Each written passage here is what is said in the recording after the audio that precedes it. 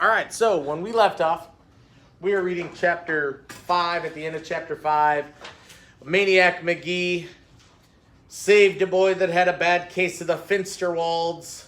Do you know what the Finsterwalds are? So there's this house that nobody ever visits. Nobody ever goes in the backyard. Seems kind of like a creepy, scary place. A place that kids probably have all sorts of stories about. And these high schoolers take this poor little guy. I don't know if we had his name. Arnold Jones was the boy they believe was who the high schoolers took and threw over the fence at Finsterwalds.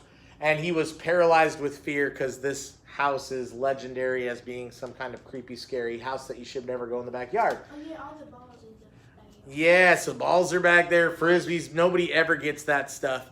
And so here he is shaking. The Finsterwalds are like the shakes. He's paralyzed with fear. And up walks Maniac Magee. And he saves the boy. And he parks it right on the front step. Close it. And he whips out a book and he reads, and people are flabbergasted. That's a great word, by the way. Feel free to use it today. Flabbergasted that somebody would dare sit on the front steps of Finsterwalds and just read a book. If you remember, Maniac Magee got one book from that girl, Amanda.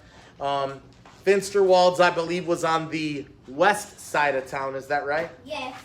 And that's significant. So here's what I'm noticing about Maniac Magee. He was on the east side of town. Now he's on the west side of town.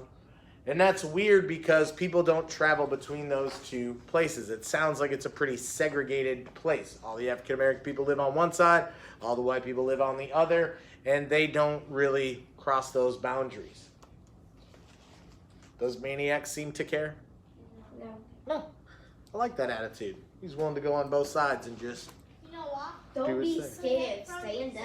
Show people. He's not from the east side. He's not from the west side either. He's not from either side. It's somewhere like a Bridgeport. He's from Bridgeport, which is quite a ways away. All right, chapter 6 is where we left off. About an hour later, Mrs. Valerie Pickwell twanged open her back screen door, stood on the step, and whistled.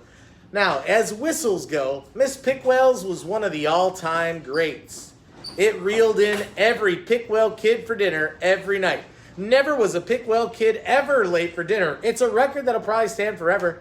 The whistle wasn't loud. It wasn't screechy. It was a simple two-note job. One high note, one low note.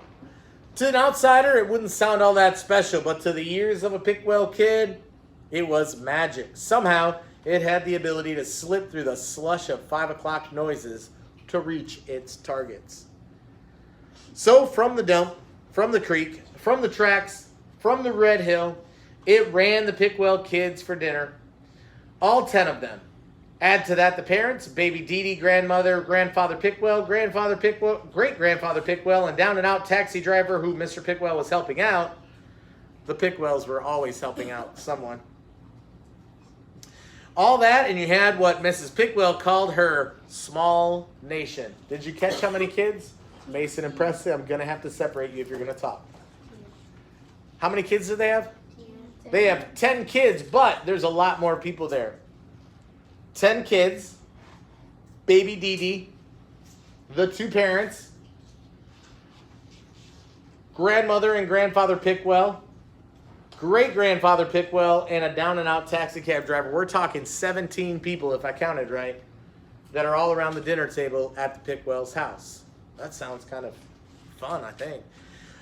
It's like a Thanksgiving dinner with your family, except every night.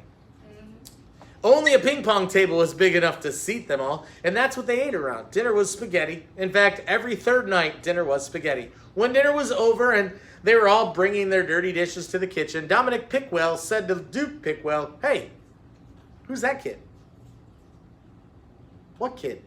said Duke. "The kid next to you at the table." "I don't know. I thought Donald knew him." "I don't know him," said Donald. "I thought Dion knew him." "Never saw him," said Dion. "I figured he was Deirdre's new boyfriend." Deirdre kicked Dion in the shins. Duke checked back in the dining room. "Hey, he's gone."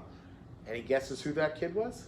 Maniac. If you're paying attention to the story. That's kind of funny. Maniac just He shows up and has dinner with the whole family, and they don't even notice. Like, wait, I thought he was your friend. He's not my friend. I've never seen him. Is that your boyfriend?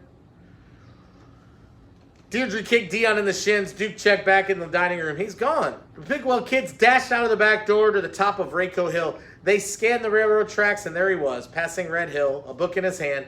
He was running, passing the Spearfield now, and the Pickwell kids had to blink and squint and shade their eyes to make sure they were seeing right.